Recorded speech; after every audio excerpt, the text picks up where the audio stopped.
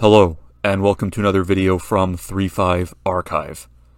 Today, we're going to be doing another D&D 3.5 Prestige class review, and we're going to be looking at the Mage of the Arcane Order from the Complete Arcane Sourcebook. Many wizards join magical guilds, but this Prestige class is centered around your membership in a wizard's guild known as the Arcane Order. And this Prestige class is definitely for wizards. It's not welcoming to spontaneous spellcasters, so likewise this Prestige class is going to be for wizard characters as well. So what do you need to become a Mage of the Arcane Order? Well, you're going to need 8 ranks in Knowledge Arcana and 2 metamagic feats, one of them being Cooperative Spell and the other being any metamagic feat you want. You also need to be able to prepare and cast 2nd level arcane spells, and you're going to have to pay a 750 gold piece initiation fee, which isn't nothing to a 5th level character, but it won't totally break the bank. It's still worth mentioning as it is still a decently sized monetary investment for that level. And Cooperative Spell is a cool metamagic feat, requiring another metamagic feat as the prerequisite, which works well with this Prestige class, because you can just take whatever metamagic feat you want and have that be one that you use to qualify for Cooperative Spell.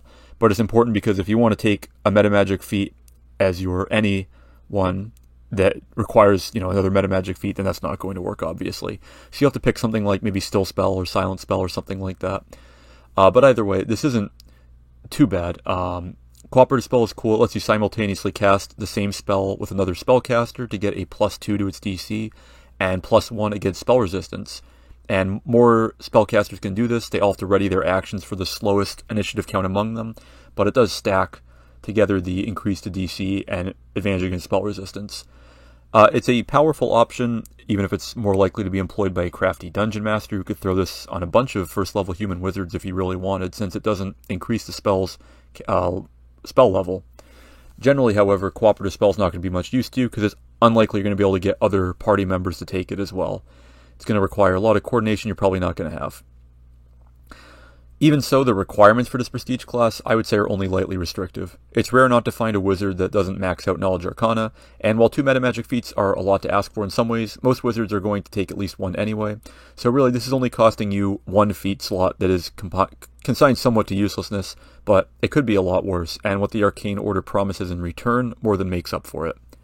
So you're going to be coming into this as a 5th level wizard. Let's take a look at what you get in return for giving up that metamagic feat slot for something you probably won't use otherwise. You're going to get the same basic stats as a wizard with a d4 hit die, half level base attack, goodwill save, and 2 plus intelligence modifier skill points per level. And that's about to be expected. You also get full spellcasting progression, which is always crucial. At level 1, you're going to get the feature Guild Member, which sets out your monthly dues of 30 gold pieces for membership in the guild, a cost that will only get more inconsequential as you reach higher levels. More taxing is the requirement to show up on campus once every 6 months, but once you unlock Teleport, this will be easy. You can also find lodging at the Arcane Order for 5 silver pieces per day. This is mostly a flavor thing, as no D&D character really worries about the cost of their in-stays past the very start of level 1, so this feature is mostly fluff, but it can be important for storytelling purposes. Much more important is the Spell Pool feature at level 1. You get 3 tiers of this ability, this one being Spell Pool 1, giving you access to all 1st through 3rd level spells so long as you leave slots open to cast them, and that you spend a full round action to cast them. You can access any wizard spell from the player's handbook this way, and possibly spells from other books if the DM allows it. The spell pool is basically, a big pool of magical energy that wizards contribute to and then they can draw from. It's like a lending library of spells that you can grab from and cast on the fly. You can use a number of total levels of spells per day equal to half your caster level. So when you come in as a level 6 character, you get 3 spell levels per day you can do this with. This feature gives you incredible flexibility. You do have to pay back the spell levels later, within a number of days equal to your class level, which is a cool use of your class level signifying your credit within the guild. This isn't too big of a deal unless your campaign has absolutely no downtime, in which case it could get a bit taxing as you basically pay double in levels for this flexibility. But a wizard with a reserve feat he likes to use in combat can leave a few slots open for out-of-combat utility spells, or even in-combat spells if he's smart about his positioning. At level 2, you get a free metamagic feat. This is at character level 7, so you're getting a bonus feat 3 levels early for if you'd continued with wizard.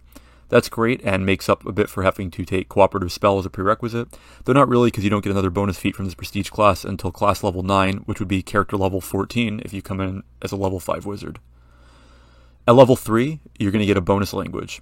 Maybe you can pick a language that you need to speak to a favored type of summoned creature, but otherwise, with a wizard's high intelligence, odds are you won't have huge need for extra languages. As fun as they are, this is practically a dead level for a lot of characters. At level 4, you get access to spells of level 4 through 6 from the spell pool, reaching tier 2.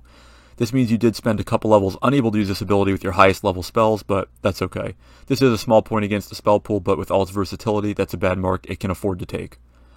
At level 5, a wizard from the Arcane Order lets you copy a spell from their spellbook, giving you an extra spell.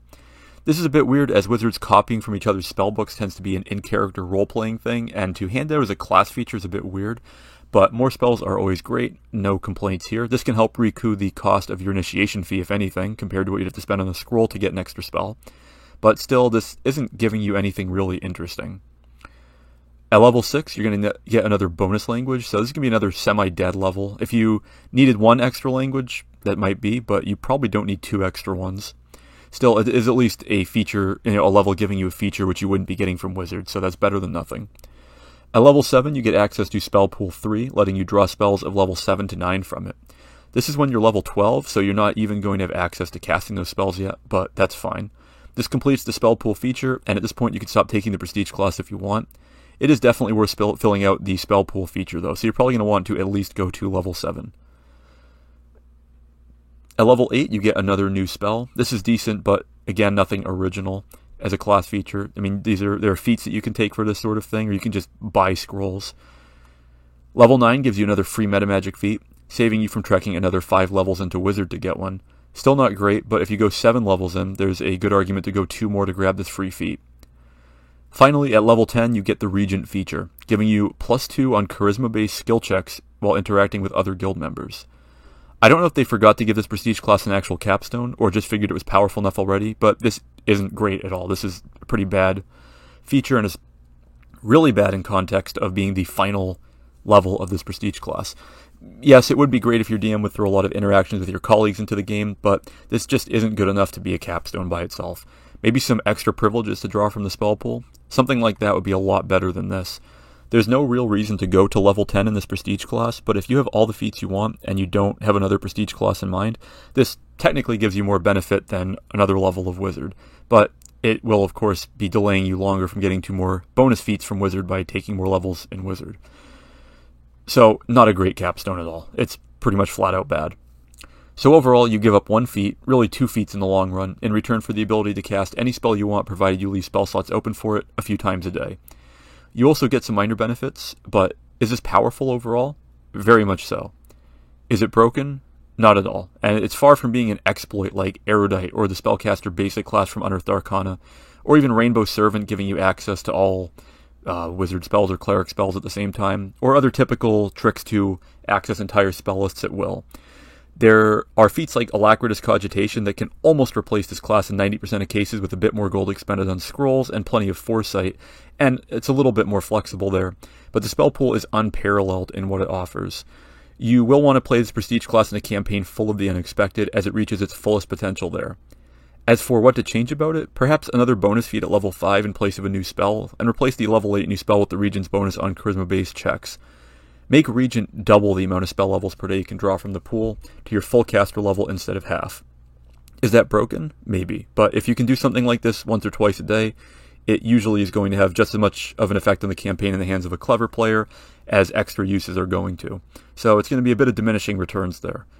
Even so, that would be quite a powerful upgrade to the Prestige class, so just keep that in mind if you as a DM do somehow find this running rampant over either your campaign or the other player's fun. But it doesn't seem like it would be that strong to me. If you're going to hand out an ability like this, then there's no reason not to give it a little bit of an extra boost for somebody that manages to stay the full 10 levels. So the Mage of the Arcane Order is going to get 3 stars for concept and 4 stars for execution. It isn't perfect, but it is very strong and definitely worth recommending. It's one of those prestige classes that actually enhances your character overall. It does have its costs, but it more than makes up for them, and shows that sometimes it is worth it for wizards to band together for greater power. So that'll be about it for this D&D 3.5 Prestige class review. Please like, share, comment, subscribe, and so on. Thanks for watching, and I will see you next time here on 3.5 Archive.